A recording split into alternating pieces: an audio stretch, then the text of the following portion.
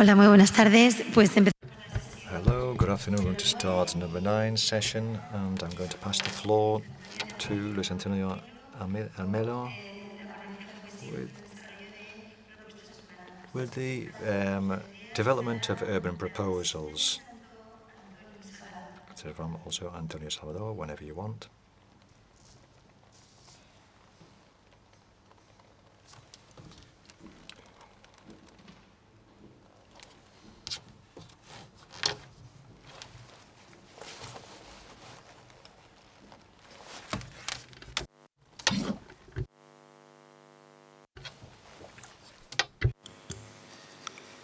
Alô. gvSIG en desarrollo de propuestas urbanas. Este é case de concurso de ideias para a Baixinha de Santo Antonio, bairro de Salvador. Este foi trabalho que fiquei muito contente em fazer porque pude trabalhar em uma maneira diferente, não com as coisas que estou acostumado a trabalhar em minha cidade. Este foi concurso, é chamamento público que o governo de meu estado fez a todos os arquitetos do Brasil. Então, todos estavam invitados para lançar propostas. Place proposals, which are very expensive in my city.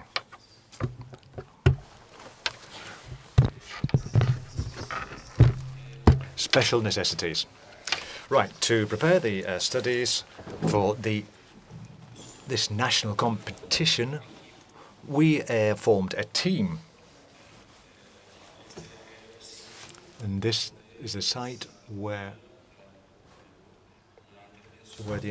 the urban intervention occurred with 33 hectares, and there were 7,700 inhabitants, more or less. The architect, Gracia Godin, organized a team and I was one of the members. My responsibility was to global analysis using GIS, and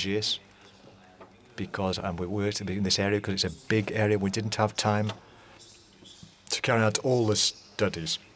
We had approximately 30 days for diagnostic and for them finalization in order to take advantage of the time. We used Osicchio. My responsibility was to prepare maps for things which are going to be used by another team of architects who were going to elaborate the architectural proposal. Also, my responsibility was some illustrations with perspective. I used SketchUp software, and also AutoCAD was used for the final layout. We knew that there were new drawing tools, and I wanted to try out these new tools because they were very useful. Data were from the 2010 census. The census is the most recent we have in Brazil, so we have to elaborate the maps. There was a field team who went to check the quality of the states and the data. The first thing we did was to draw up boundaries. The second thing was the polygon of the competition to open up everything, but we also have the biro limitation boundary because things are extremely complex and there isn't a delimiting line to help to visualize a good project. This yellow line is a dividing line between the Institute of Statistics in Brazil prepared a cell, and Satori Sensario is the name of this census. Very often Centaurus are the same as the Byrons, but not the same. In this case, we can see they don't exactly match. The regions in yellow are the regions where we have more information from. One of the important things we have to study is the topography. Bairro is situated in a region with many, which is very uneven levels, as you can see in the photograph. I don't know what it is in Spanish. It's a drop, I think. And we've got different layers of level, different level layers. We have to do a calculation of the decline of the land, the relief of the land, and how the financial resources are very limited, so we can't build a decline, an angle lower than 30 degrees, because it's too expensive. So this map was very important to find out the situation of some areas, rooms which couldn't be moved due to this slope. Secondly, we use this data from the census to study the urban infrastructure. In many places, there are no pavements. In the photos, you can see what the situation is. It's difficult for the inhabitants. In the top photograph on the left and on the right, you can see a stairway with an improvised ramp on it, so that motorcycles can go along it, etc. So the darker areas, are showing a number of inhabitants who don't have pavements in their streets. They don't have pavement in front of their houses or in the surrounding areas. Another very common situation which exists in the Bairro is the lack of road servicing. In many cases, it doesn't exist, as you can see in the photograph. We have old cars, old vehicles. We can see these widened streets. We can see how many pickup trucks the darker regions have. It's where we have the main problems related to the lack of road surfacing. There is also a problem with the lighting.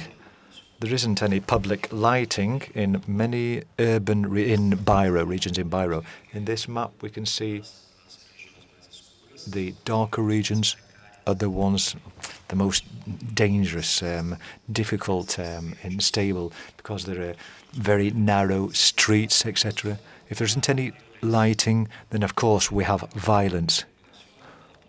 Where there is no lighting, the police don't go. Something else I'd like to tell you is rooms which don't have toilets. It's not very common in Bairro, but there was also 2 regions that were identified where rooms were found which didn't have a bathroom. One of them is not in the polygon of the study, and that was discarded. But the other is within the polygon, and this would need an intervention. Many places there is no refuse collection, although you can see here the big rubbish bins where people just dump their rubbish. But in other cases, there is no service, there are no bin men, refuse collectors. Then we have people who have no income. There is a There is a problem of poorness in De Bairro. We also can localize the regions where these populations live with SVG. And these are, you can see here in darker color, this is where the people don't have any money, where there is very, very low income. In the amount of income. The salary in this case is 2010. Minimum is the same as 500 pesos reales, which is more or less 750 euros. This map we can see where the poorest people are and where the less poor people are. However, they are all poor to a certain extent.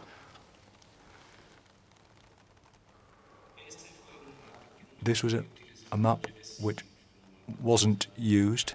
It was used with AutoCAD, which shows where the uses the main houses in the region. It was a field map with a team of architects.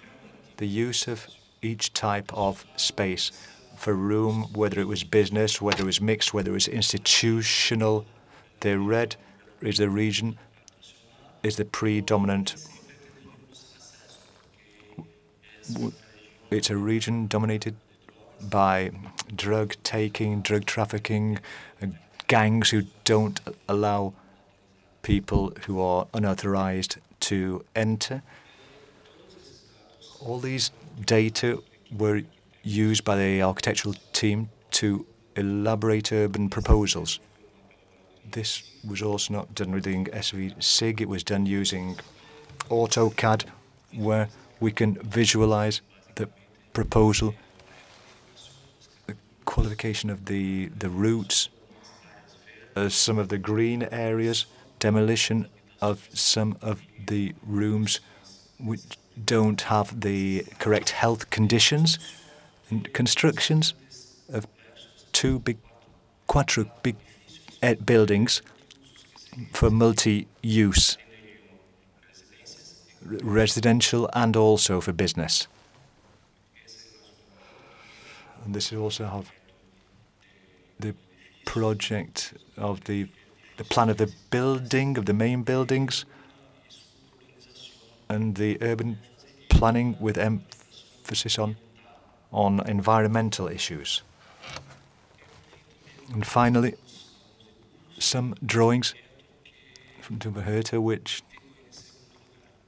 is in this second place.